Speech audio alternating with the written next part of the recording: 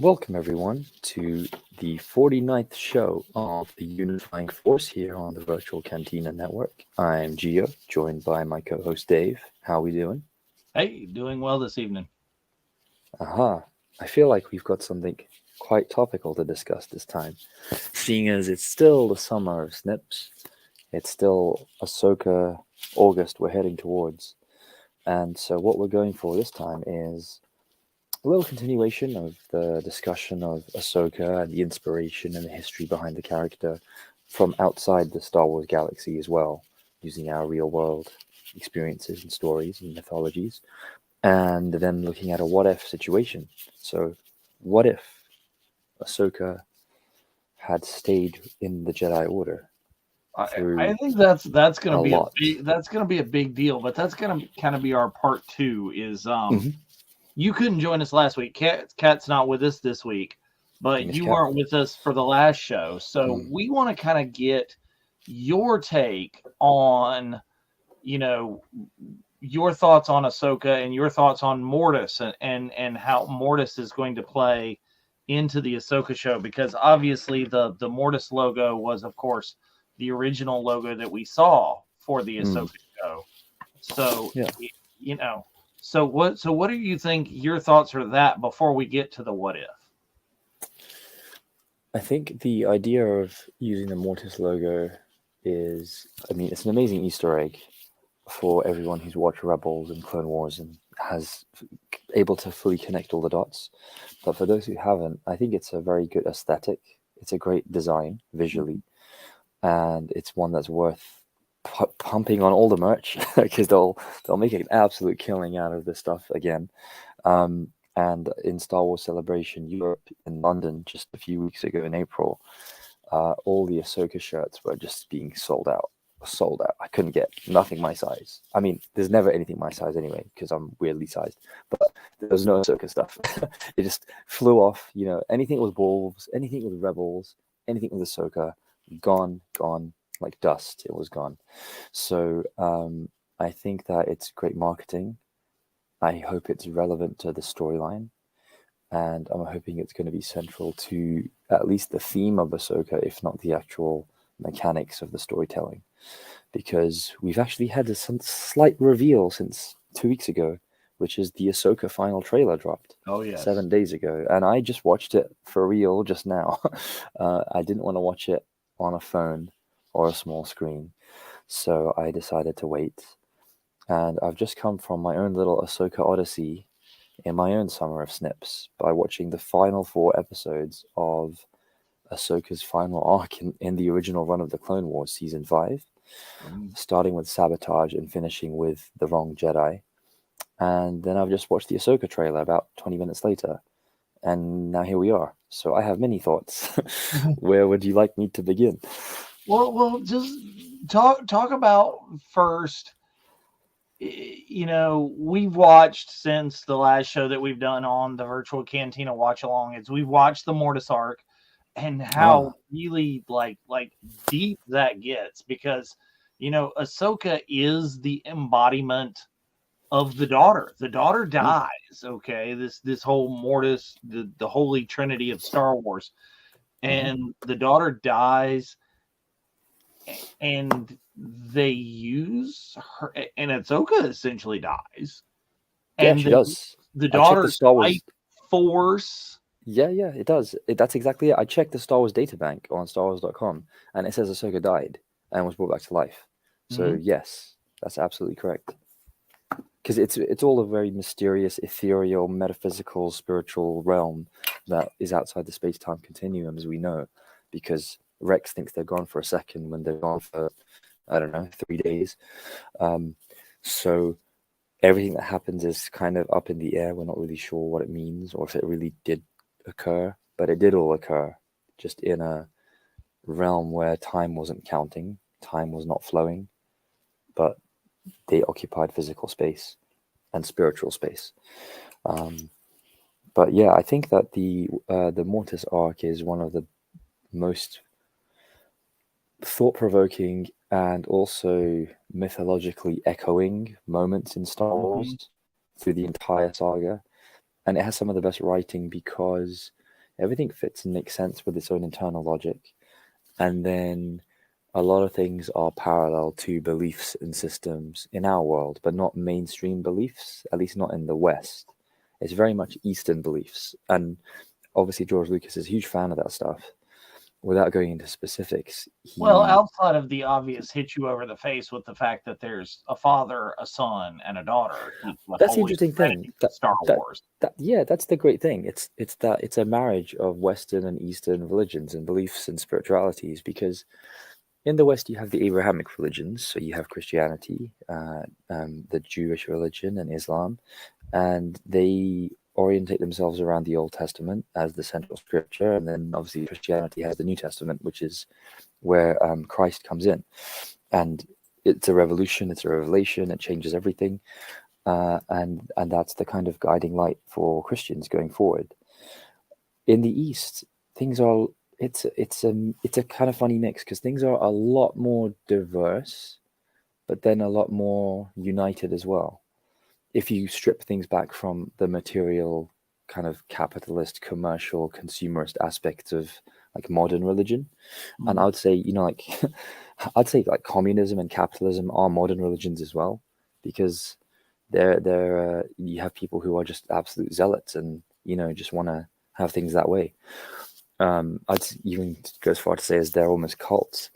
And it's funny how the West is completely built on capitalism, and in, I guess, Russia and China and North Korea, we're led to believe it's kind of built on communism, and they're all very kind of religiously honorific of their leaders, or at least they appear to be in public because they're afraid to speak out. And I guess the only reason why they're not cults is because the leaders are alive, not dead. That's the definition of a cult versus a religion in some circles. But the thing with Ahsoka, all throughout her entire origin, and it's not something I managed to get out in the first episode we discussed, unfortunately, but there were so many things to talk about, is that Ahsoka, well, obviously the name comes from an ancient Buddhist emperor of South Asia. And I refrain to say India at this time because India is actually a modern invention, along with Pakistan. India and Pakistan were only really words that were cemented officially in 1947. And of course, that was after World War II, after, American Russia saved all of Europe by, kicking the Nazis and the Italian Mussolini-led fascists back to where they came from. And still England and Great Britain and the Empire, the Commonwealth, was completely bankrupt. So the crown needed to sell off the territories that were part of the original empire. And part of that would have been getting rid of the huge Asian aspects of it, including South Asia, which is now India, Bangladesh, and Pakistan. Or even India and Pakistan, even like native names, or are those completely anglicized and colonial names? Well, great question. It's a bit of both. So, in my mind, they're essentially anglicized. They do have ancient, well, not ancient, they have kind of classical. So, I didn't realize this until relatively recently, but in the West, history and like historical civilization, you can have ancient stuff, which is, I think, beyond a certain threshold, thousands of years in the past, and then classical is slightly more recent. So classical will be like 3000 BC to 2500 BC will be the classical era. And so when we talk about the West, that covers Hellenic stuff, so the Greek Empire, the Etruscans, and then the Roman Empire. And then before that is the ancient stuff. And that's where you kind of have to look at the Middle East. And the most ancient civilization is the Sumerian civilization, which came from what is now Syria and Iraq.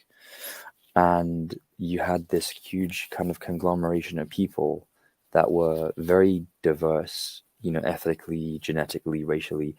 And they were such a large mass of people that would cover a huge amount of kind of Mediterranean to the Middle East to South Asia.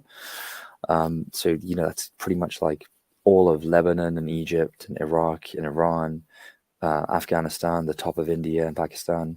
Punjab is what it originally was called, the northwest part of South Asia. And then also, like Greece, Turkey, that kind of area, and Italy. Huge mass of people. And everyone's kind of, everyone would have kind of been beige looking, but would have different facial features depending on, like where they're from. A lot of the languages were not homogenized. They kept the heterogeneity. So people of different backgrounds and cultures and tribes would keep their individual characteristics, their individual language, dialects, not to and so on. Too far down the rabbit hole is what we're saying is there is no accident that George Lucas has chosen this native name of a goddess for Ahsoka. And even now that if you look at our sister show, the Jedi Archives, that are doing watch-alongs of Tales of the Jedi, that in Tales of the Jedi, you see that Ahsoka comes from a somewhat tribal society, a very matriarchal, non-industrial, I think is the best way.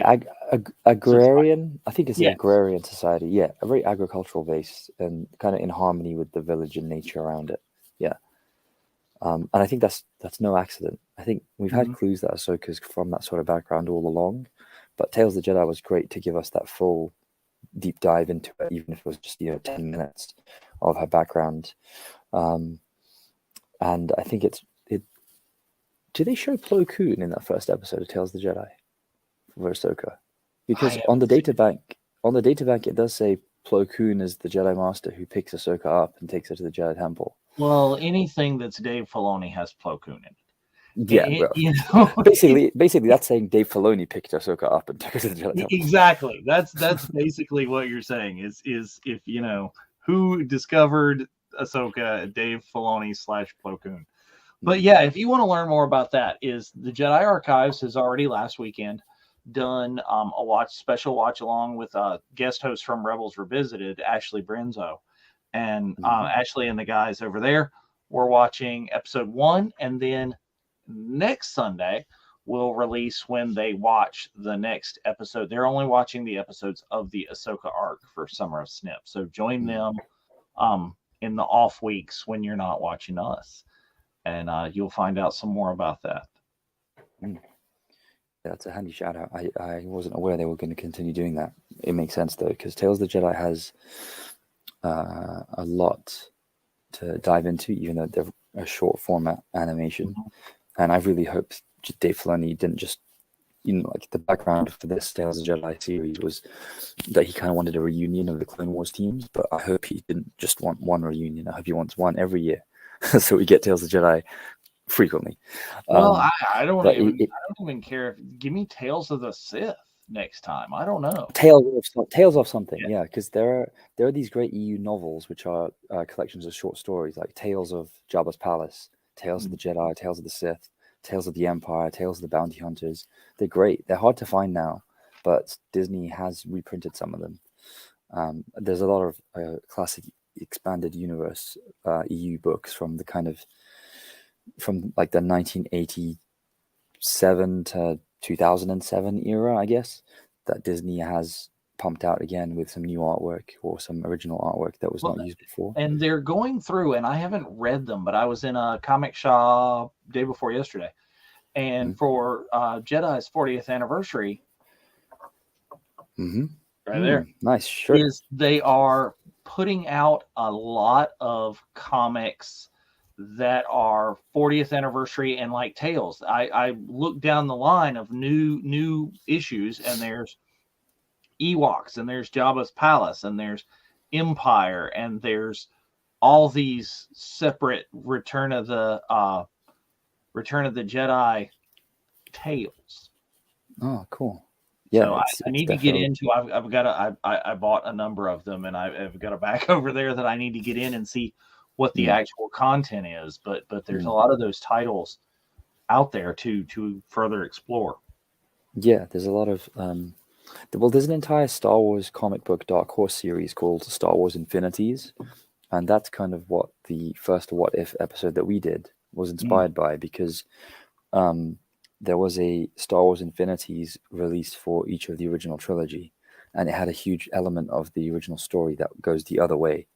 So, for example, in Empire, Leia somehow confronts Darth Vader or something. Mm-hmm. Yeah, this is something. It's something like really crazy. In Return of the Jedi, it's Leia is the Jedi who returns and brings Anakin back, and Luke is either dead or he's corrupted and turned to the dark side, and also next to Palpatine. And yeah, it's completely bananas, but in a good way. And some of these theoretical things are fun to discuss, whether it's us talking about the world between worlds and how likely is that, could that exist in the real world, Well, you've mentioned it. You've brought it up now. Is let's get into the next part of our show here. Is the what if? All right, so we're gonna go. What if Ahsoka had Yep, I not think I'm left losing you. the Jedi Order? So it should be totally fresh on your mind because you just watched it. What happened? Why Ahsoka? You know, some of the people watching here are watching us to learn about this ahead of the Ahsoka show. What happened? What happened, and why was Ahsoka not a Jedi? So we can go the other way and go the what if. Okay, so firstly, let me finish the original sentence that I started yeah, and sorry. I never did, which was from it was from episode 47, which was that the etymology of Ahsoka's name is from a Buddhist emperor of ancient South Asia. But he was not an emperor that was oppressive or colonial or warmongering. He was peaceful. It was the first time South Asia had stability in a huge national sense. And the leader was Buddhist. And it was only a couple of hundred years after Siddhartha Gautama, so the original Buddha himself, lived his life and influenced many, many thousands of people. And you would have people who were completely unrelated to him and from different parts of South Asia. And remember, South Asia is like Spain and Portugal and Italy and Greece and Turkey all in one place, like big triangle.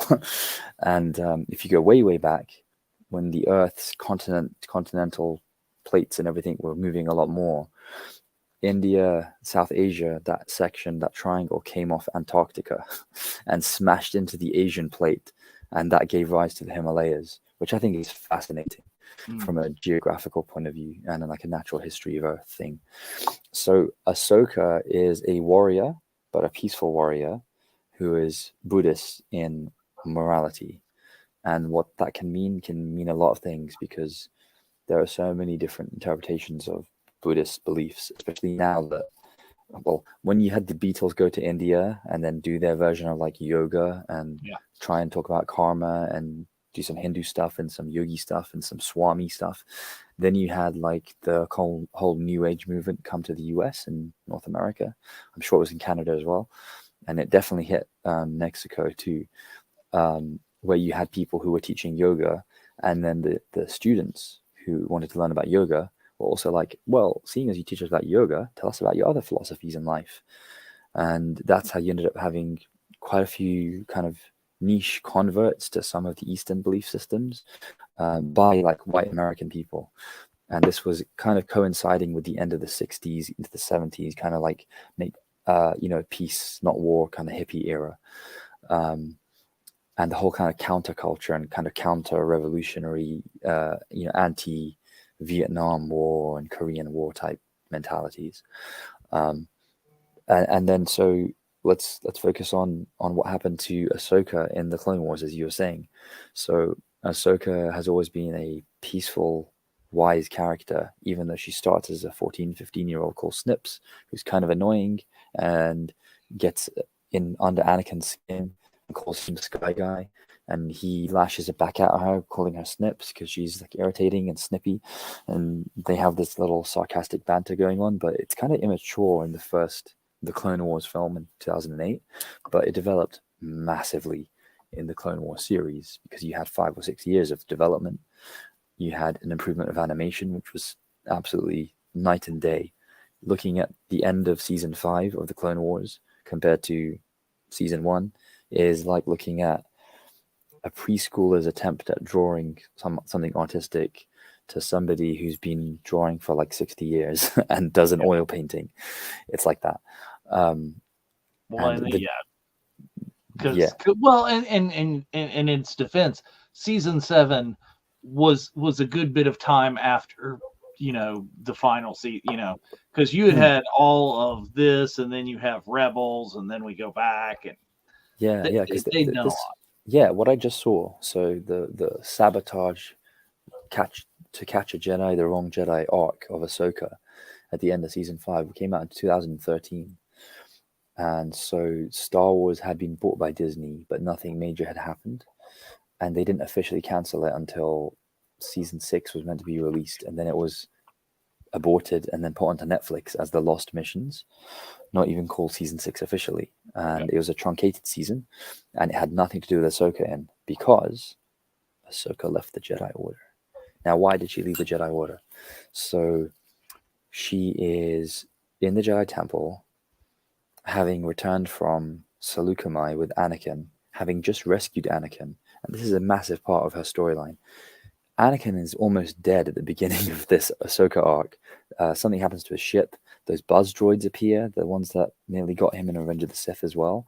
Yeah. And there's a lot of kind of mirroring and circling and doubling that Dave Filoni does in the Clone Wars. I was commenting about this just to people I was watching the Clone Wars with just earlier. That George Lucas liked to do the whole poetry, it rhymes, kind of circling back on itself. But Dave Filoni does it a lot as well. And it still works. It doesn't kind of annoy. Sometimes you can kind of get that and think, oh, there's no originality, there's repeating dialogue. What's the point? This is kind of cringeworthy. But he doesn't repeat dialogue, he repeats moments, little looks between characters.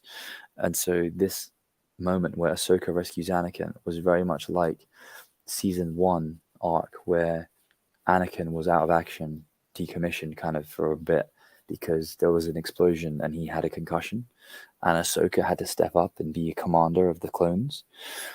A similar thing happened here, and throughout these episodes, Ahsoka is referred to much more as Commander Tano rather than Jedi Ahsoka or Padawan Tano. And you have Tarkin involved as a massive antagonist, a real pain in the backside for Ahsoka and Anakin because he is absolutely certain.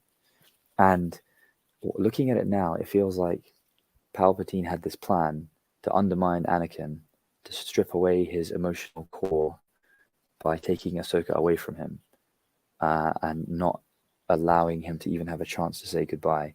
And the reason why is because we have this idea that the Jedi become warmongers and they're just military weapons of the state. And a terrorist attack occurs on the Jedi Temple. A bomb goes off, it's detonated, clones die, and Jedi die. Ahsoka and Anakin are summoned back by Yoda after the little mission where Ahsoka rescued Anakin. They come back to Coruscant. They begin investigating. It becomes almost like a little kind of cat and mouse, Sherlock Holmesian type thing where Anakin's Sherlock and Ahsoka's Watson. And it's a nice little dynamic. It's like a buddy cop dynamic, but a little bit more serious. There's some tension in there, and they find out there was a person who had nano droids inside him that caused him to explode. So he was an unintentional suicide bomber of the Jedi Temple.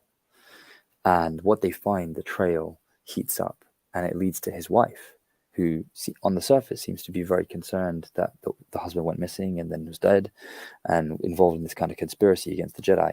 It turns out she's part of a conspiracy plot to overthrow the Republic and to get back at the Jedi because they feel the Jedi have betrayed themselves and betrayed the Republic and are now just minions of evil.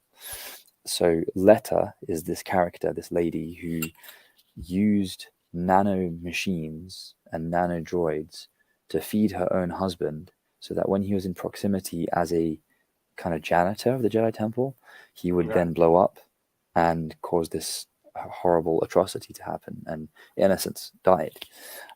Ahsoka is kind of questioning Letta at one point and finding out the truth.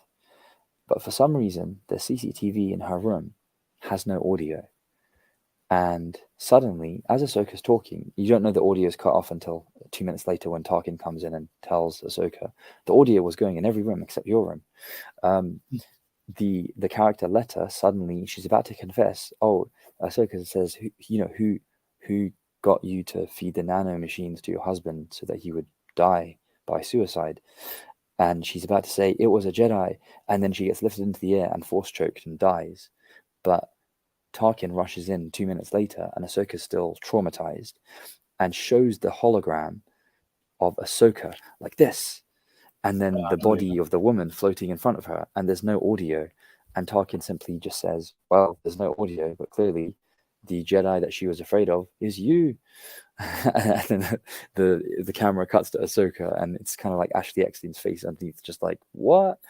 And then you have it. Ahsoka goes on the run, trying to prove her innocence. So at the end of the first episode, she runs away from everything to try and find out the truth. Yeah. Second episode, she's on the run in Coruscant.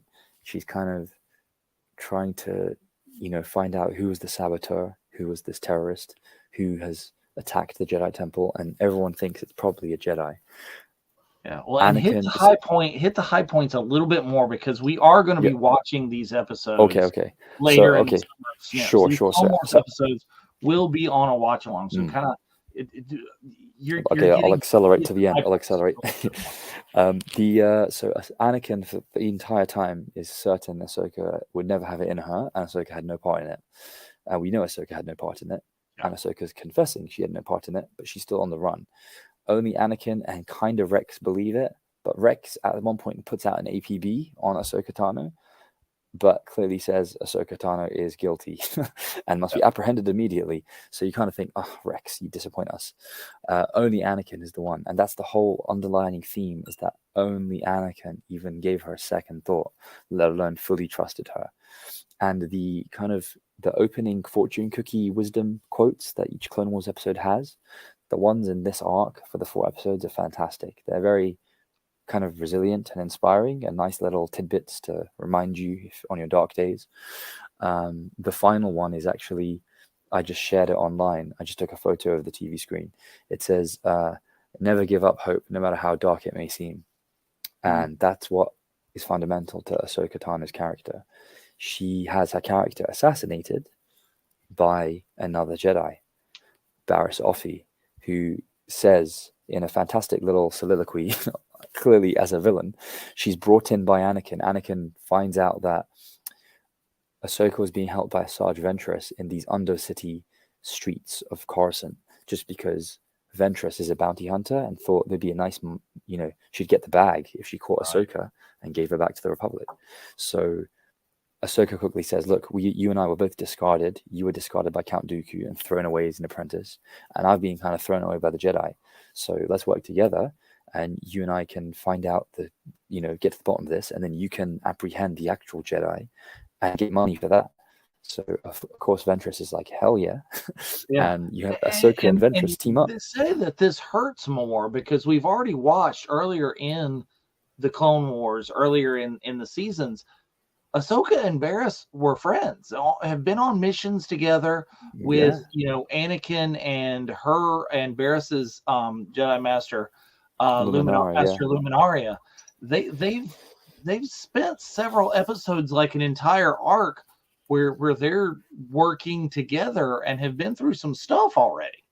Yeah, they went through the entire return to the Battle of Geonosis, where they had this horrifying alien, Ridley Scott's alien inspired H.R. Giger nightmare with the Geonosian queen laying these eggs and having these infected worm larvae that were brain invaders. And one of them went into Barriss Offee, and Ahsoka was alone on a shuttle. I can't believe that was season 2. That was I remember seeing that on Cartoon Network at 9:30 a.m. on a Saturday and thinking, what am I watching? Because you see the worms come out of their noses and come out of Barriss's mouth when she's possessed. So Ahsoka does actually battle Barriss. I guess that's huge foreshadowing. She battles a brain-possessed Barriss Offee on the shuttle, lightsaber to lightsaber, for a couple of moments in season 2 in this Geonosian arc. But they get through it together, and they do seem like friends. There is a kind of parallel because they're similar ages as well. I think Barriss is meant to be 6 or 7 years older than Ahsoka, but young woman Jedi, Right. apprentice to a famous Jedi Knight, Jedi Master. You can see the parallels. And it's actually fantastic how Dave Filoni has paralleled Ahsoka with Asajj Ventress in this arc. And then in Ahsoka's final true The Clone Wars ending in season 7, you had the Redux with the Siege of Mandalore.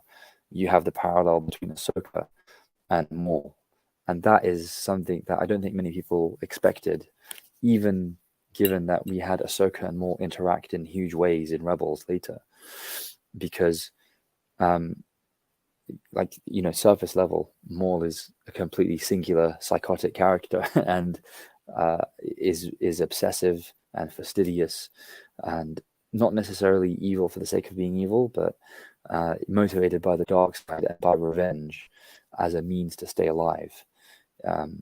Whereas Ahsoka's motivation to stay in the Jedi Order initially is allegiance to Anakin more than anything, as well as allegiance to the principles of the Jedi Code. And that is alluded to in this final end of season 5 arc. You have, I think you really see in this arc, and you're talking about Ahsoka's allegiance to Anakin and Anakin's allegiance to Ahsoka. It goes both ways, yeah. That there's more to the they're violating the no attachment rule a lot, and not in any like non-platonic way.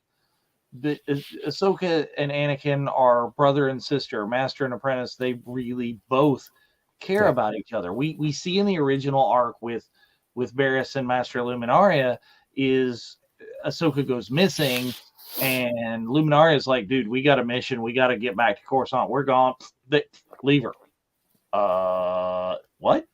And Anakin is just like, being literally like almost drugged back onto the ship to go and complete his other mission. He's just like, no, but he does anyway. So. Yeah, it's interesting. So just finishing off the kind of the first and second arc episodes. So that character Letta, she has a little moment where she lets on that there's this kind of gathering murmuring in the galaxy about the Jedi not being what they should be. And this is returned to by Tarkin a little bit. So Tarkin comes in and says, curiously, the sound wasn't working on this holo recording, and it seems the only Jedi she were afraid of is you. And Ahsoka's like, what now? You're the only one that's present when she was taken into military custody. So if there was someone else, then Ahsoka, if there was someone else there, why did you not sense them as a Jedi? And Ahsoka tries to tell him somebody was in another room. She didn't sense the presence. She only sensed the danger, and then Letta was force choked and killed. And then Anakin comes along, and Anakin is furious, and he says, like, my Padawan's in there now. Step aside to the clones that he's friends with. And he says, I don't care what she's accused of. Let me in. And they refuse. And Tarkin gives him some, back chat and says, this is now a military operation. And the clones are saying, yep, it's under his jurisdiction, so his orders stand. Sorry, General Skywalker. So Anakin walks away furious. And this is all great in peppering Anakin to be further along in the dark side.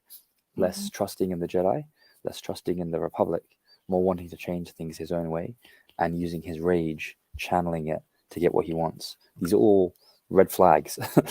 None of the Jedi pick up on. Obi-Wan, I don't know what he's doing.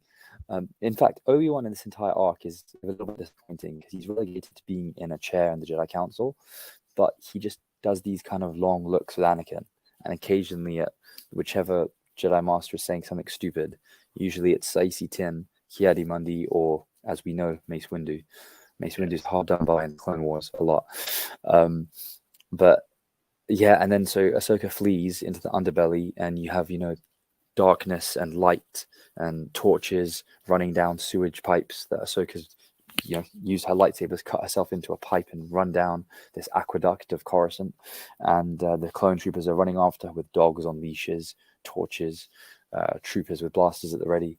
Anakin's with them, and it looks spectacular. But the great thing is, there's a huge homage to the Fugitive film with Harrison Ford and Tommy Lee Jones, because Anakin is the Tommy Lee Jones character, the U.S. Marshal, who has Ahsoka kind of dead to rights, but doesn't want to harm her, obviously, because it's his little sister.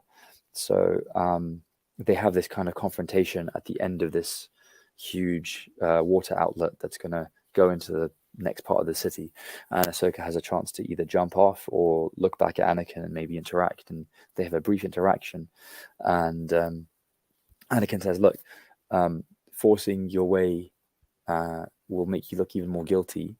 We've got to prove your innocence, and the only way to prove that is going back with me now. So come back with me to the Jedi Temple, and we'll present your case to the council together. And Ahsoka's very resolute and very resilient, and I think we've had moments where she's very resilient. She survived dying and being brought back to life in Mortis, for example. Yeah. But she survived the horror of that Geonosian brain invader thing where Barriss was infected. She managed to work out that the entire shuttle needed to be ice cold, so that the parasites couldn't survive and couldn't replicate. And that's how she saved all the clones and Barriss Offee on that shuttle when they had all been infected by the Geonosian parasites. So she's intelligent, she's resourceful, she's resolute, but she's also steadfast in her principles, a bit like Anakin. So once she's convinced of something, she will not change her mind. And that is a weakness of Anakin, and that's a weakness that Ahsoka has. So she says, I'm not going to take the fall for something I didn't do. And Anakin asks her, look, just put your lightsaber down and come with me. But you trust me? And Ahsoka replies, I do trust you. But you and I know as well as anyone that no one else will believe me. The Jedi won't believe me. And Anakin says, well, look, I've always trusted you and I trust you now. So Ahsoka simply says, I know, almost like Han says to Leia in Empire, and then says, wish me luck, and then jumps off fugitive style into the unknown. And they have that one final glance. And I think it's great animation and great directing, because you just see the kind of empathy and sympathy and sibling love and understanding they have with one another. And on to the next part is where Ahsoka finds Ventress, teams up with her.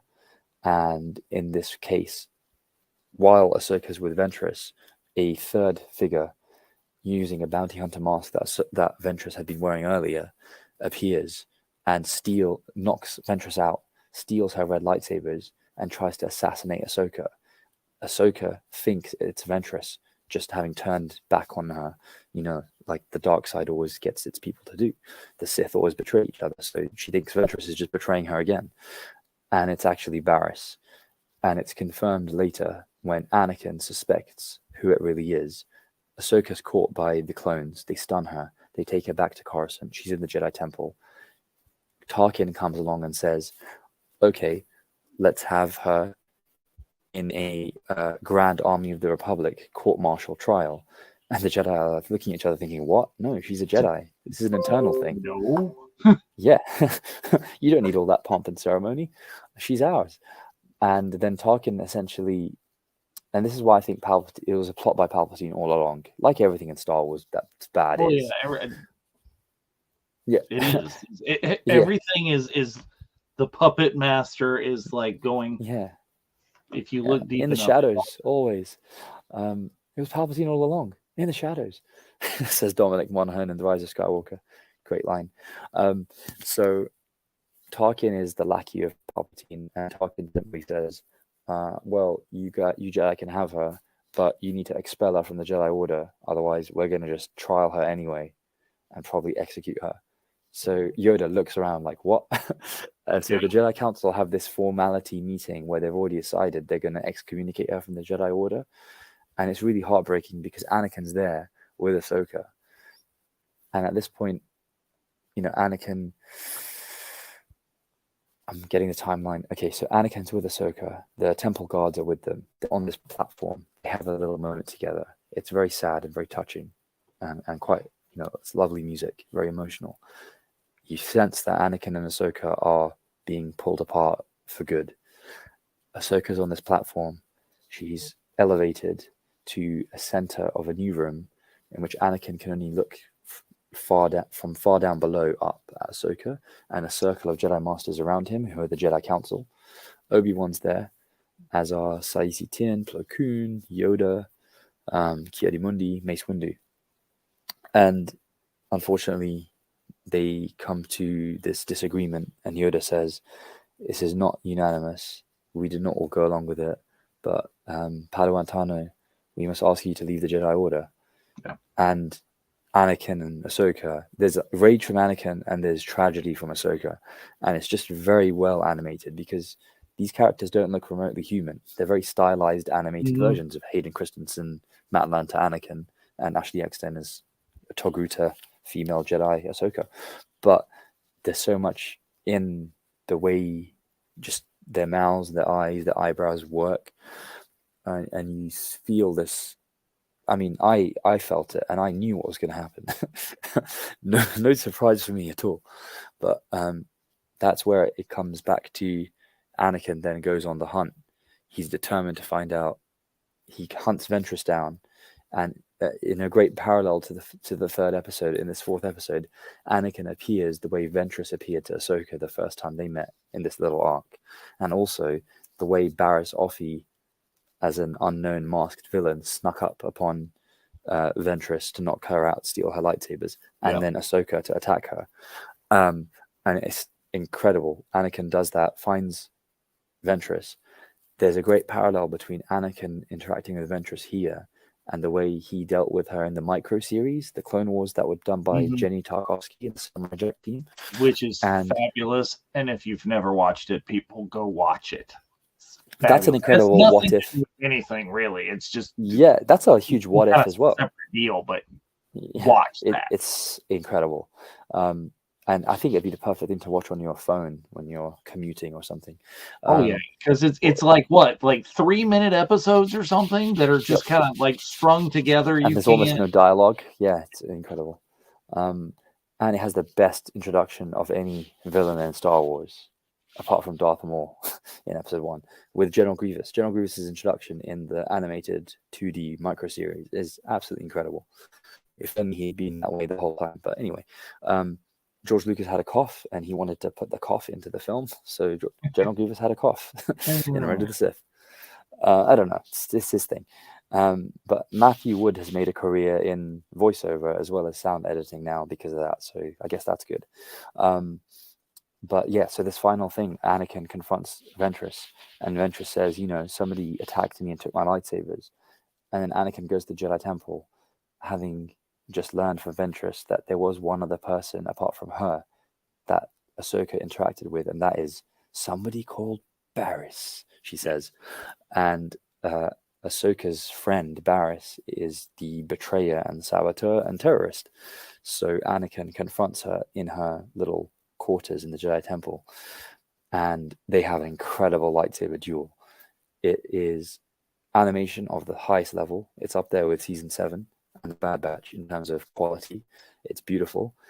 The audio is incredible. Kevin Kiner's music reaches a new level, and it actually parallels Anakin's duel on the Masasi Temple with Asajj Ventress in the micro series. They even have similar moments where they do the same moves, and when Anakin finally disarms her, he grabs the wrist and then crushes the wrist so that her lightsaber falls out. And then goes nuts, and you can see he's channeling the dark side and just landing so many things blows. in there. We've talked about before how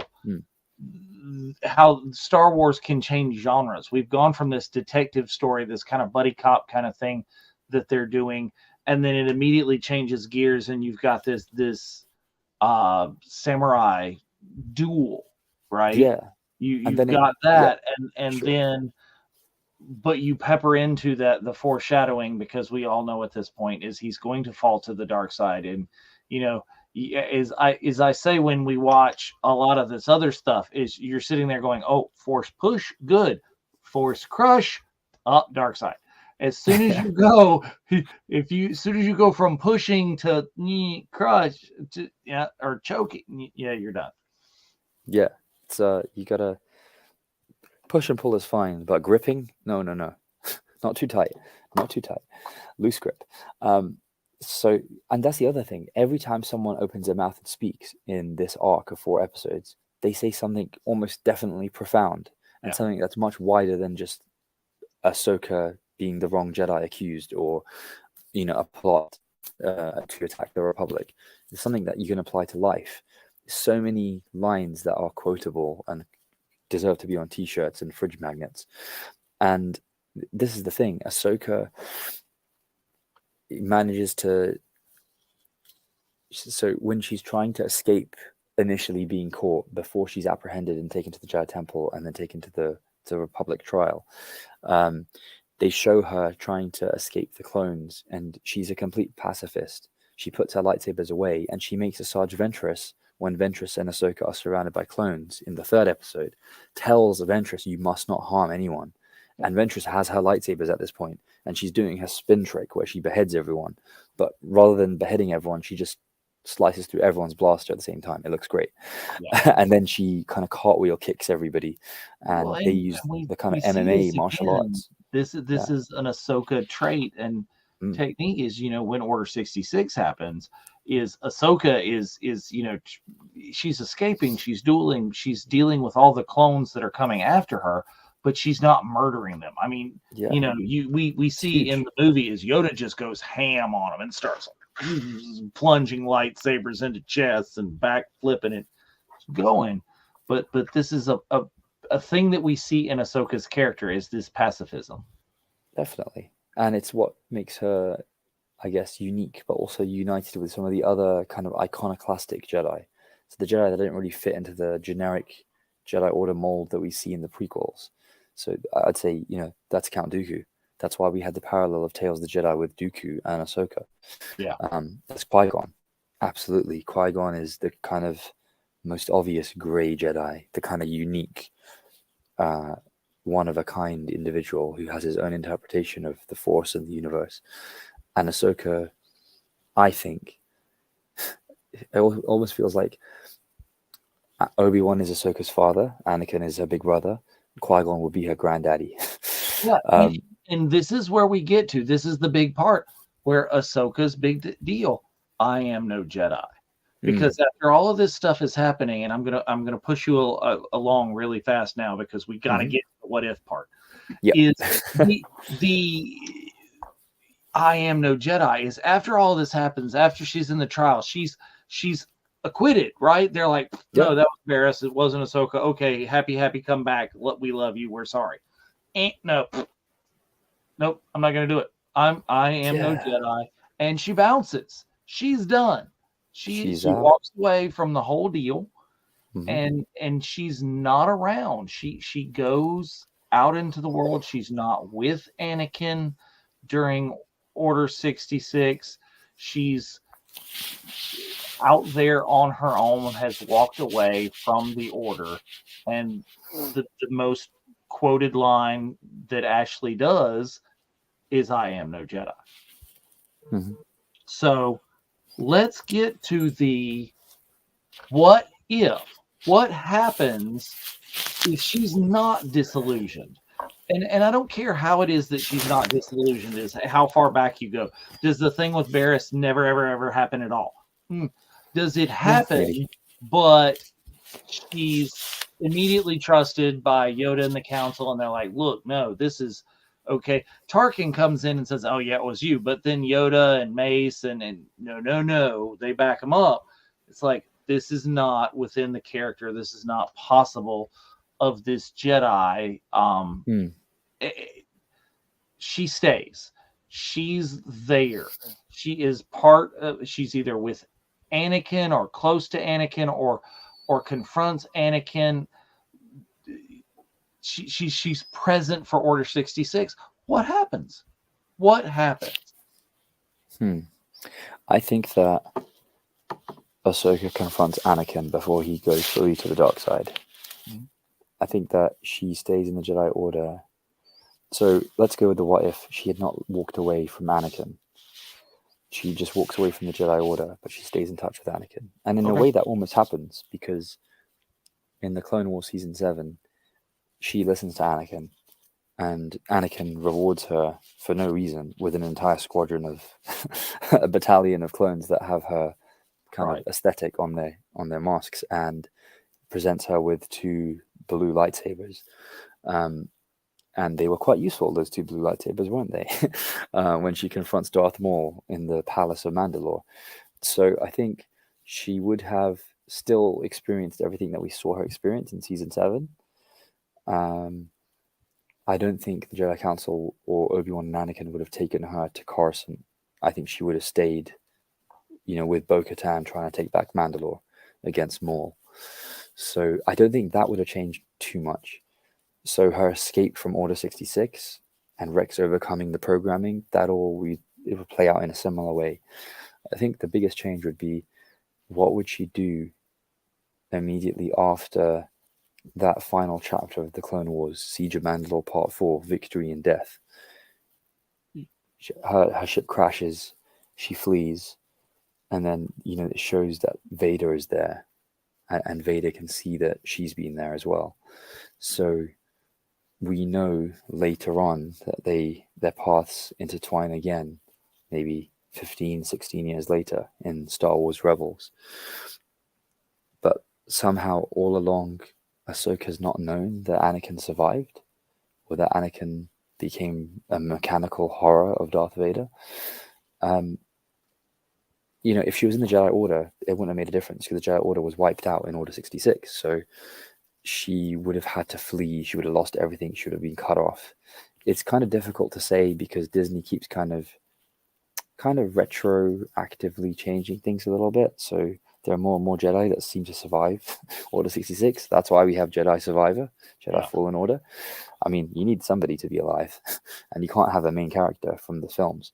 So I think, she would have helped to try and rebuild the Jedi Order if she had stayed in it earlier. She obviously helps rebuild the Jedi Order later, as we see in the Mandoverse with Luke Skywalker and Yavin.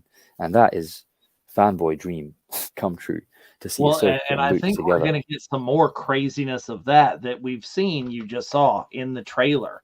And I don't want to spoilery the trailer for you. If you haven't watched the trailer for the Ahsoka, the final trailer, please go watch it.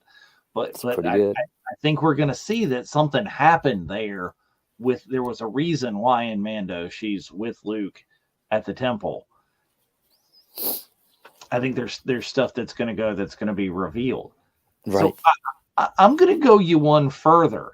Is I don't know that if she had stayed a Jedi and was taking orders from the Council, it wouldn't have been the kind of thing where Anakin is introducing her to this loyal group of clones, and she goes to Mandalore. She would have been under orders of the Council, which may not have chosen to interfere. The Jedi themselves not interfere. They were kind of had an out. Is the Republic sent commandos, and they sent this citizen Ahsoka, but there was a reason Anakin wasn't there with them.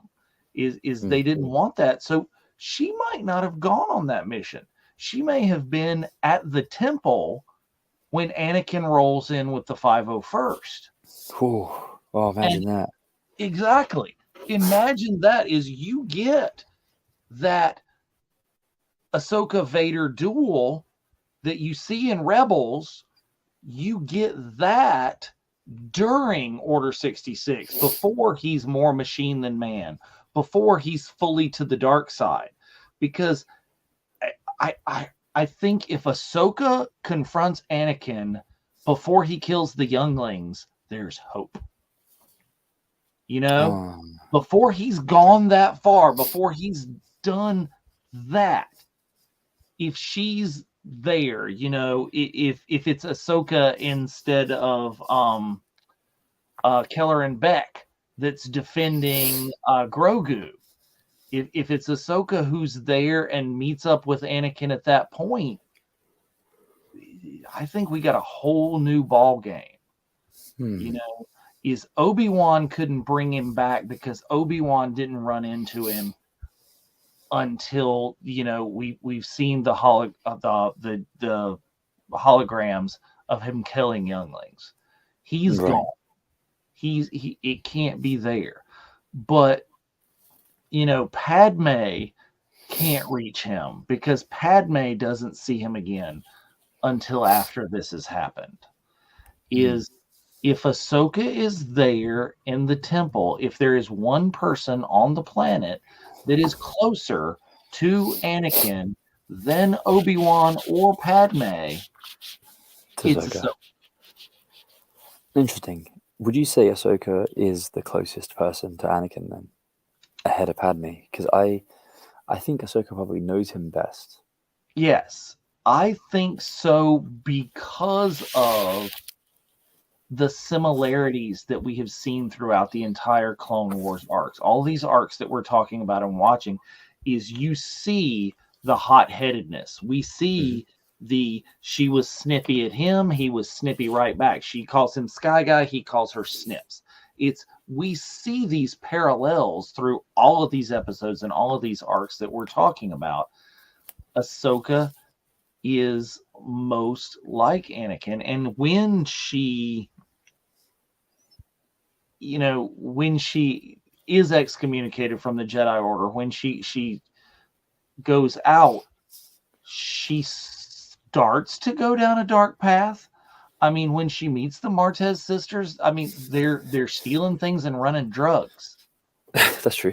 That's immediately what starts happening. They're stealing things and running drugs, but Ahsoka comes back. She comes back to the light. She doesn't come back to the Jedi Order. But if they hadn't, if they had supported her more and she hadn't left, is she the paragon? Is she the ideal of the Jedi Order that Obi-Wan kind of becomes? But Obi-Wan goes and hides, and do you think Ahsoka would have gone into hiding? Did they not do that? Yeah. Do you think Ahsoka would have gone into hiding had she been in the Jedi Order? I mean, it seems everyone had to go into hiding when she wasn't a Jedi, and going into hiding is apparently what the Jedi do, because that's what Yoda does. That's what Obi-Wan does. What Luke does. Yeah, they all do it. That's apparently what. It's just hibernation. They gotta hibernate. They're like bears. And Ahsoka kind of does hide. You get the Ahsoka novel where she's gone to this other planet. She's assumed this other name. She's Ashla. And which I think was her original, was going to be part. Yeah, that was her first name originally in the script. So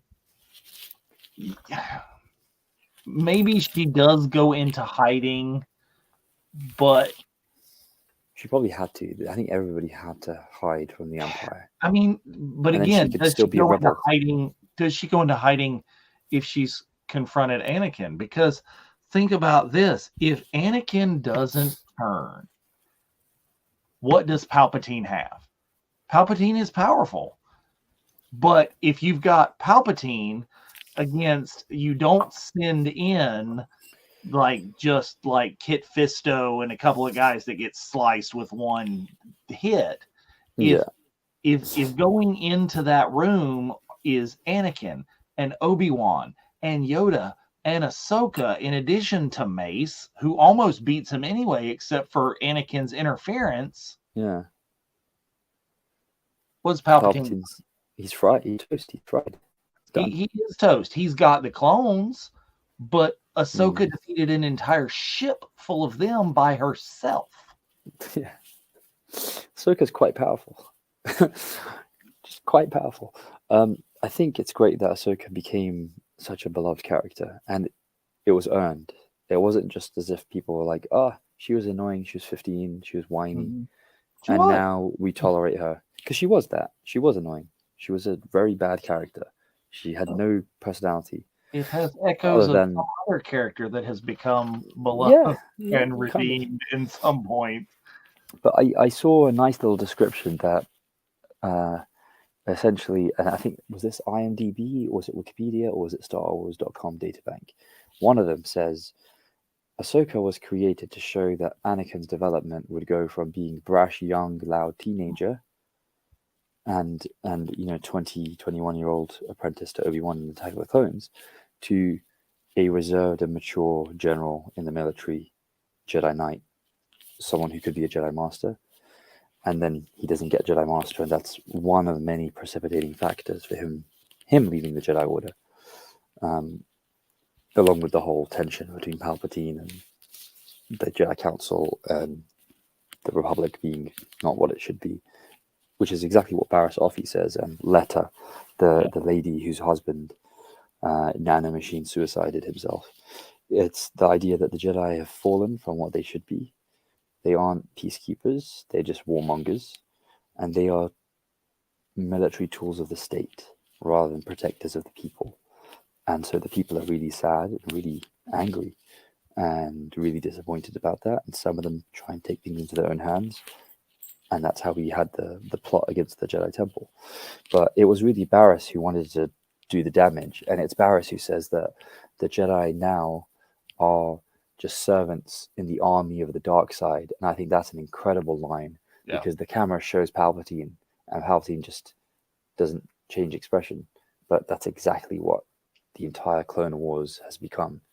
Both armies are just armies of the dark side infighting each other until Palpatine claps his hands and says, "All right, I had enough. Time to rebrand. We're gonna have a marketing meeting now, and we're gonna call ourselves Galactic Empire instead." And see, I think there's another possibility in a what if that you could have too. What if Ahsoka leaves the Jedi Order? She goes on the quest. She meets the Martez sisters. She sees the underbelly of Coruscant, and she sees how the regular people view the Jedi. But she comes back, and she stays. I think she would have stayed. I think if Order 66 hadn't happened, she would have stayed. I think she would have returned to Anakin. And not just to Anakin, but to change the Jedi Order from within. She's done her best in many situations that we have seen before, that if she feels that Anakin is doing something he shouldn't be doing, or if she feels the Martez sisters are doing something that they shouldn't be doing, it is her mission, the way she works, to work with that and change that. Yeah, I think she's an active. The Jedi is that militaristic kind of, if they're going down the wrong path, she's one to sit there and say, well, let's change this. Let's do this. Yeah. I think that's what puts her in line with Count Dooku and Qui-Gon Jinn a lot, and even more when Maul comes back, in that they want to change things to fit the way they feel is best. With Maul and Dooku, obviously, it's very egotistical and self-serving, but that's because they're Sith or former Sith. But with Qui-Gon Jinn, it's kind of casual revolution that he wants to start, but he doesn't want to force it on everyone. He just wants to do it from within. And I think that's a good parallel for the entire Star Wars and the Force and the Jedi coming back to the real world, is that it's not about the grandiose, gigantic, movements of the stars, although obviously that's where we all come from. We're all stardust. All the kind of molecules and atoms that make us up at some point were in the center Project Stardust. Yeah. We were all at some point part of something. We're all elemental, really. So we're all fundamentally the same stuff. Just our energy and matter is arranged in slightly different colors and shapes and names, but we all come from the same.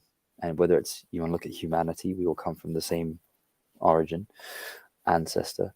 There's a commonality there, but there's a universality literally with us in the universe, because everything that's inside us is stuff that was up there or out there or over there, or there is no up and down really, because we're floating in space. But you kind of see the point. And I think Ahsoka summarizes that well. She's kind of, in a nutshell, what Dave Filoni feels the Jedi are about, and what spirituality in the real world could be about. And that is, the battle between good and evil is not Clone Wars against the droids and separatists in the Republic, or the rebels in the Empire, the resistance in the First Order. Yeah, that's the macroscopic thing. But microscopically, what it is it's a battle of consciousness, of your own conscience. What's your guts telling you to do that's good, and what are you doing lazily or aggressively or egocentrically to not listen to your gut? That's the bad thing. That's the yang to your yin. Yeah. And that's what it comes down to. It's the whole idea that the battle, the biggest war, really, the Star Wars, is the war in the head. And I think that's why I love John Williams so much and George Lucas's interaction and work with him, because, and this was a conversation that we were having in the Cantina chat, that translation of the Duel of the Fates song, the chorus that we have in John Williams' incredible music for the Phantom Menace and the fight between Obi-Wan, Qui-Gon, and Darth Maul in Theed in the Naboo Palace. The chorus is about a battle that goes on in the head. So it's essentially saying that there's an awful war going on and it's completely full of dread. But much more important than that is the battle going on inside the head. And I think that's a great summary of all of Star Wars, light side or dark side, is that you can kind of go with this binary, oh, who's good, who's evil, bad guys, pew, pew, pew, pew, blues, or to go with George Lucas. There's a clip of him talking to Sam Jackson that I keep seeing, which is, he says, he's looking at Samuel L. Jackson and they're in costume on the set of Attack of the Clones.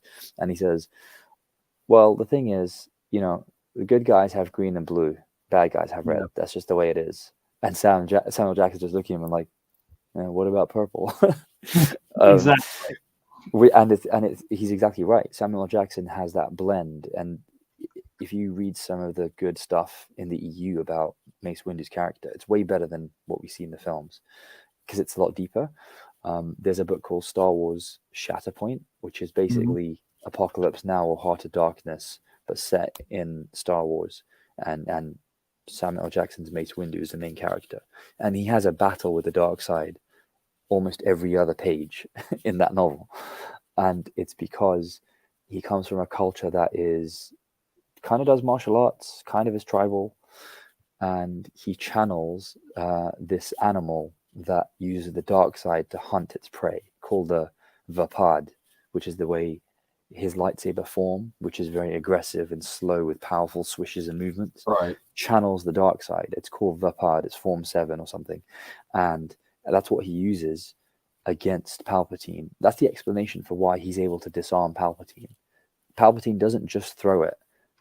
Palpatine is kind of throwing. No, Palpatine is defeated. He's defeated, but he kind of knew he was going to be defeated by Mace Windu, so he just times it perfectly so that Anakin walks in when he's a pathetic, cowering mess in the corner. And I think that was actually directed really well in Revenge of the Sith. And it's annoying because I feel like the duel itself was awful. And the little bit with Kit Fisto and Saisi Tin and Agent Kolar when Sidious does his and spins around. It's great that he does it's treason then, Master Jedi, and then roars. Excellent. But then please fast forward, make it like 12 times the speed that it was because it's so painfully slow. Makes this Jedi look like an embarrassment. But yeah, so that's the thing. It comes down to what is Ahsoka about? Ahsoka is about finding a balance, but finding the goodness within. And she shows that you don't have to be part of an established institution, like a religious institution, such as the Jedi Order that we see in the prequels, to be a good person. You can be outside of that. And it doesn't mean she's not a believer. It doesn't mean she's an atheist in Star Wars terms. She still believes and trusts in the Force. She just doesn't ascribe or prescribe to a specific kind of dogma that is part of an institution that people follow. Even though we may see that she may be the physical embodiment of one of the deities. That is a distinct possibility that the deity lives within her. I think it would be great if they show that. If what everyone says is true, that is confirmed that Dave Filoni has written every episode of the Ahsoka show, he's gonna go and pull some of that deep lore, that backstory and history that's already there within. I've just got to say one thing. One thing I want to say about the World Between Worlds, and that is, we've got like the whole multiverse thing that's been huge with the MCU. You got it in the Spider-Verse. You have it in Everything Everywhere All at Once, in a very kind of fast-paced ADHD kind of portrayal of it. But the World Between Worlds is kind of a multiverse, but also not. It's a kind of connection of different moments in time. And the way time is shown in Star Wars Rebels, in the World Between Worlds, in the Wolves in the Door episode, you have Ezra, and just in case people haven't seen it, just to summarize but not spoil too much. Yeah. Ahsoka confronts Vader, having finally learned that Anakin survived and has become Darth Vader in season 2 of Star Wars Rebels. So this is maybe 16 years after Revenge of the Sith. And Ahsoka is Agent Fulcrum. She's mobilizing within the Rebel Alliance to overthrow the Empire, to bring peace and order and justice back and freedom to the galaxy.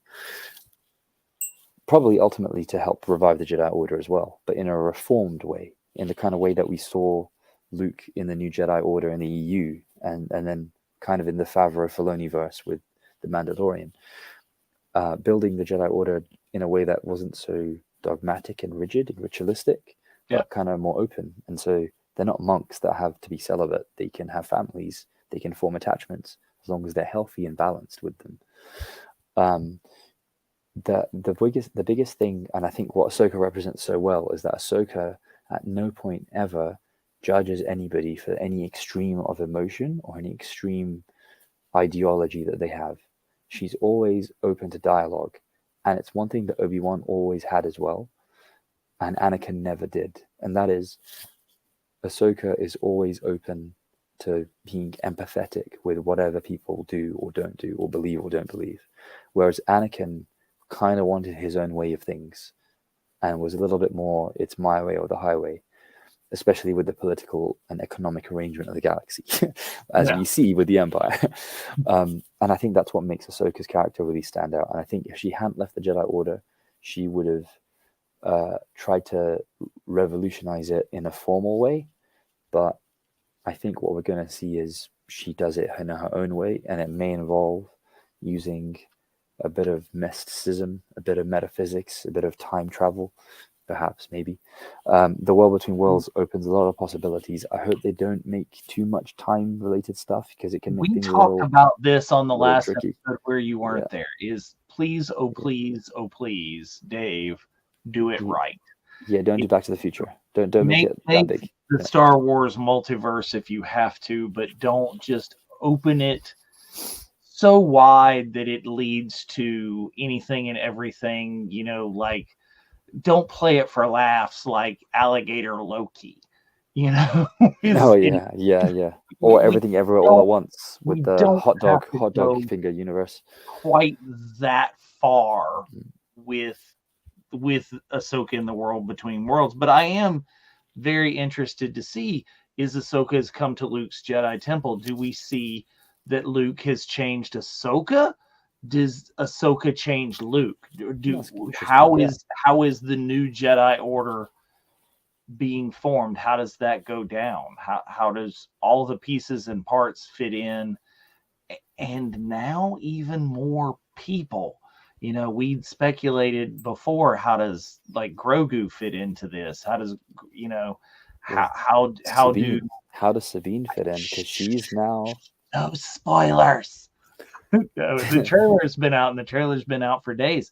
Yes, they are actively making more Jedi, and we're going to start to see some of that. So, yeah. And I think that's going to lead nicely into a topic that we might not do next time, but we're going to do in the future is where is all this force coming from? Where are all these people? Are, the levels of force sensitivity in Sabine Wren is we talked about and alluded to before. Well, she can handle the Darksaber. Does that mean she's a Jedi? Well, that's another topic for another day that we can get into. We've kind of pulled a Rebels Revisited, and we are way over time. Oh my God. I've seen the local time. I think this completely deserves that, because there is so much in canon, in reality, that there's so much backstory on Ahsoka that if you've been watching, if you've paid attention to, the Ahsoka show is going to be so much richer for it. And I look forward to seeing more of her story that we have coming in a little bit more than a month now. Yeah, so it's coming up so quickly. I think the trailer over. Real quick, final thoughts. Okay, so I think yeah, Ahsoka is a revelatory character and a revolutionary character, and is even more so than Qui-Gon Jinn. But I feel like she continues the Qui-Gon Jinn reformation of the Jedi, and Luke is the final endpoint of that. And I hope that's what we see in universe on screen. If we don't, it's okay. But in my head, that would be a nice little Qui-Gon to Ahsoka to Luke kind of baton passing along relay race of changing the Jedi Order to be not not like, I don't mean to demean, but not like the dodgy parts of some churches, but rather, like I mean, I'm thinking of the film Spotlight and the Boston inquiry into that. I will say no more because it's really unsavory. Finish on a good note. It wants to make the Jedi into, spiritual pacifist warriors. And, I've been reading a lot of well, this is always good, yeah, Campbell, Joseph Campbell, The Hero with a Thousand Faces. There's a fantastic quote by George Lucas on the back that says, "In the 3 decades since I discovered this book, it's continued to fascinate and inspire me. As a book, it's wonderful to read. As illumination into the human condition, it is a revelation." You can't get higher praise than that. I think we've discovered Ahsoka's hero's journey, and we'll continue to see the latter points of that. Maybe not the end point. We do know that her voice is one of the voices of the Jedi past that Rey hears when Rey is resurrected to defeat Palpatine a final time in the end of the Rise of Skywalker. But there's a lot still to go. So let's see, have... that's where my final thought intersects with yours. I'm glad you brought that up. Is, do we see it going from Qui-Gon and then really Anakin and Obi-Wan as both Padawans of Qui-Gon? They kind of go in completely opposite directions, but the direct descendant of his path being Ahsoka, right? Yeah. You've got Qui-Gon, you've got Ahsoka's path there.